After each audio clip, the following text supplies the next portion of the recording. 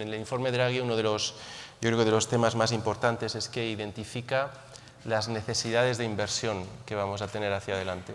Las cuantifica en torno a 750.000, 800.000 millones de euros al año. Para que nos hagamos una idea, estamos hablando de en torno al 5% del PIB de la Unión. El presupuesto común es del 1,1% y las necesidades de inversión alcanzan el 5% anual. Evidentemente, esto nos tiene que llevar a pensar cómo vamos a cerrar esa brecha de inversión, cómo la vamos a financiar, cómo vamos a ser capaces de gestionar esta situación. Y desde luego, un elemento fundamental es fomentar la inversión privada, que nuestros mercados de capitales tengan suficiente profundidad para canalizar el ahorro y que éste sirva para financiar estos proyectos industriales tan importantes. Y luego, por supuesto, hay una dimensión pública de financiación, de gestión, por ejemplo, ahora de los fondos del plan de recuperación, pero tiene que haber una dimensión genuinamente europea. Muchos de estos bienes que tenemos que financiar tienen un ángulo de bien público europeo. Por supuesto, los bienes relacionados con la transición verde, el elemento de descarbonización tiene externalidades positivas, pero hay otro donde también se ve muy fácil y es la defensa. Estamos hablando de seguridad también económica o elementos de defensa donde la inversión pues, tiene un elemento que va más allá del territorio nacional. Por lo tanto, la financiación también tiene que tener un ángulo europeo y ese ángulo europeo aprovechando al máximo, por supuesto, el brazo financiero, el Banco Europeo de Inversiones, pero también pensando qué vamos a hacer más allá de Next Generation, qué vamos a hacer más allá de 2026, con la posibilidad de tener sobre la mesa también una discusión respecto a un instrumento permanente de financiación de estos proyectos de emisión de deuda conjunta. Bueno, yo ya he anunciado que nosotros vamos a actualizar también nuestras previsiones. Evidentemente no puede ser de otra manera. No solo hemos conocido nuevos datos desde que las sacamos, datos positivos, sorpresas positivas, sino que además pues, tenemos, por supuesto, que acomodarnos a esta revisión de los datos que ha hecho el Instituto Nacional de Estadística, con lo cual en los próximos días, en las próximas semanas, actualizaremos nuestras previsiones económicas al alza también. Nosotros estamos ahora mismo en un 2,4, de hecho estamos en la parte baja de los analistas que, como decía, ya están en promedio en un 2,6, con el Banco de España en un 2,8, AFI en un 2,8, COE en un 2,7, es decir El Gobierno de España hoy no nos va a dar la cifra.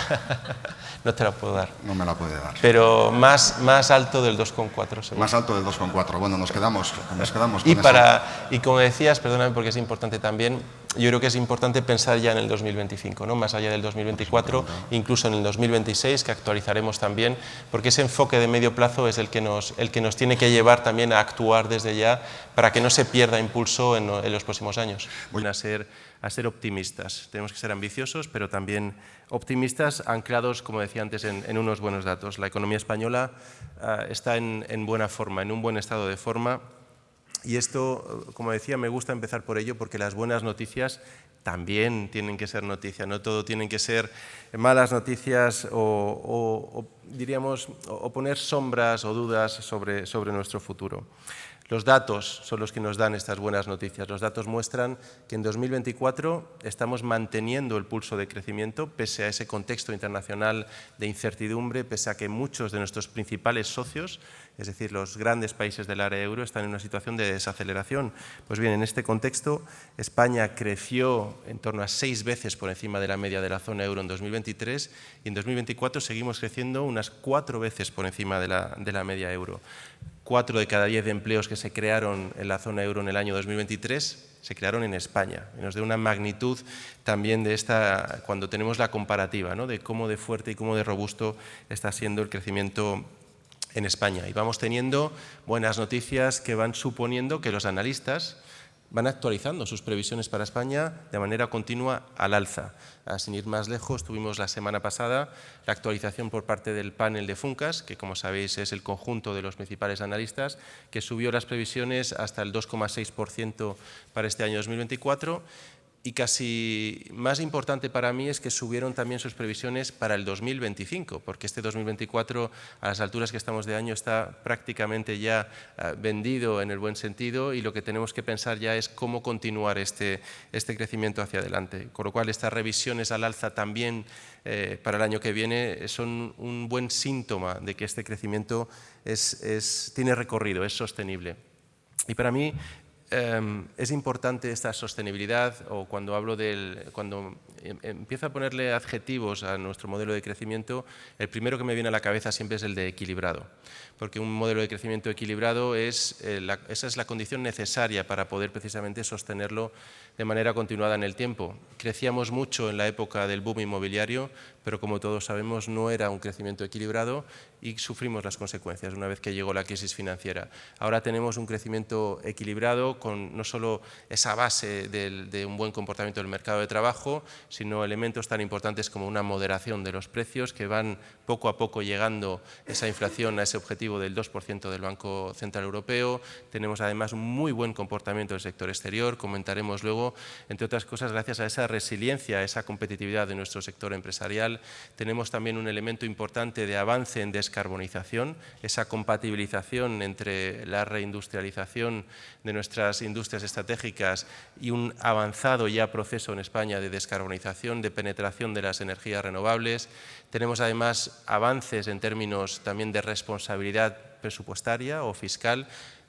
Hacemos compatible este crecimiento con una reducción de nuestra ratio de deuda, con una reducción de nuestro déficit y además compatible, por último, con una reducción de las desigualdades, que yo creo que este elemento social, que es una característica esencial del ADN del modelo de bienestar, del Estado de Bienestar europeo y en particular en España, es sin duda otra característica, otro complemento necesario para tener estabilidad y sostenibilidad de nuestro modelo de crecimiento. Queda mucho camino por avanzar, somos conscientes. Yo creo que estos son dos mensajes que conviene dar en paralelo. Estamos avanzando en la buena dirección y a buen ritmo, pero no hemos llegado al punto en el que queremos estar. Tenemos que seguir avanzando y para mí hay una variable clave que conjuga estos dos elementos y es el desempleo juvenil. Cuando miramos el desempleo juvenil a nivel estatal, lo que vemos es que en 2018 estábamos en una cifra del 33%. 33% de paro juvenil. Hemos avanzado muchísimo, más de 7 puntos ha caído ese desempleo juvenil, pero seguimos estando en cifras que son las mayores a nivel europeo, por encima del 26%. Hemos mejorado mucho, estamos ayudando a los jóvenes, pero todavía tenemos que seguir avanzando. Esto no puede ser el punto final y, de hecho, uno de los grandes objetivos de legislatura es llegar al pleno empleo. A nivel agregado, el pleno empleo nosotros lo ciframos en torno al 8%, que aquí en el País Vasco, desde luego, es algo que tendréis que considerar como el punto de partida, no como el punto de llegada, evidentemente. Afortunadamente, también para vosotros. En ese esfuerzo que estamos haciendo por modernizar el tejido productivo, pues evidentemente las empresas van demandando cada vez una mayor cualificación de sus trabajadores. Y tenemos que acompañar también ese itinerario formativo de nuestra fuerza laboral para que no haya un desajuste entre lo que demandan las empresas y lo que ofrece, en este caso, lo que ofrecen nuestros trabajadores, ¿no? Y yo creo que es reducir este mismatch entre oferta y demanda laboral es uno de los grandes retos en el corto plazo, incluso en España, pero también en el resto de economías europeas, ¿no? Que no convivan una tasa de vacantes elevadas que no se puedan cubrir por elementos formativos con también una tasa de paro elevada, ¿no? Este es, yo creo que un reto en el que ya estamos, con esfuerzos enormes, por ejemplo, en materia de formación profesional dual, donde la inversión ha aumentado de apenas 200 millones a más de 1.200. Este es el camino que queremos recorrer, donde evidentemente este esfuerzo tiene que ir de la mano del sector privado, de las empresas, que son las que tienen esa información de primera mano de qué es lo que necesitan de sus trabajadores. La productividad, yo creo que por centrarnos aquí ya como mensaje final, es el reto hacia adelante. Tiene muchos nombres, competitividad es uno de ellos, pero al final lo que subyace en el informe Draghi es que la brecha de competitividad se abre principalmente por una brecha de productividad entre las principales áreas y con respecto a Estados Unidos en concreto. Para nosotros hay una herramienta clave hacia adelante para ser capaces de cubrir esta brecha de productividad, que es el plan de recuperación. Esta es la gran respuesta diferencial de la Unión Europea con respecto a crisis anteriores y en este caso el plan de recuperación para nosotros no solo diríamos que se encauzó como una forma de recuperarnos de COVID, sino como evidentemente un segundo vector que es el de dinamizar, el de modernizar nuestra economía en torno a esos grandes ejes estratégicos en el medio plazo.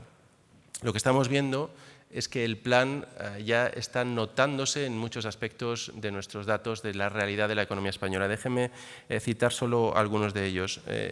Hay una encuesta del Banco de España a las empresas donde se revelaba que el 75% de las empresas que realizan inversiones no las habrían realizado o solo parcialmente sin la financiación del plan de recuperación. Es decir, ese elemento de acompañamiento, de apalancamiento también de inversión privada que está suponiendo el plan, lejos de sustituir, está aumentando el volumen de inversión, que es lo que queremos precisamente para seguir hacia adelante en este proceso, ¿no?, de incrementar nuestra productividad.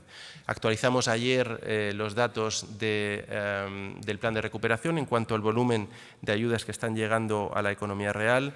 Ya han llegado más de 42.600 millones del plan de recuperación al día a día de las empresas y de los autónomos. Estos datos están en una plataforma pública para todo aquel que quiera descargarse y ver uno a uno nombre y apellido de aquellos que han conseguido una ayuda del plan de recuperación.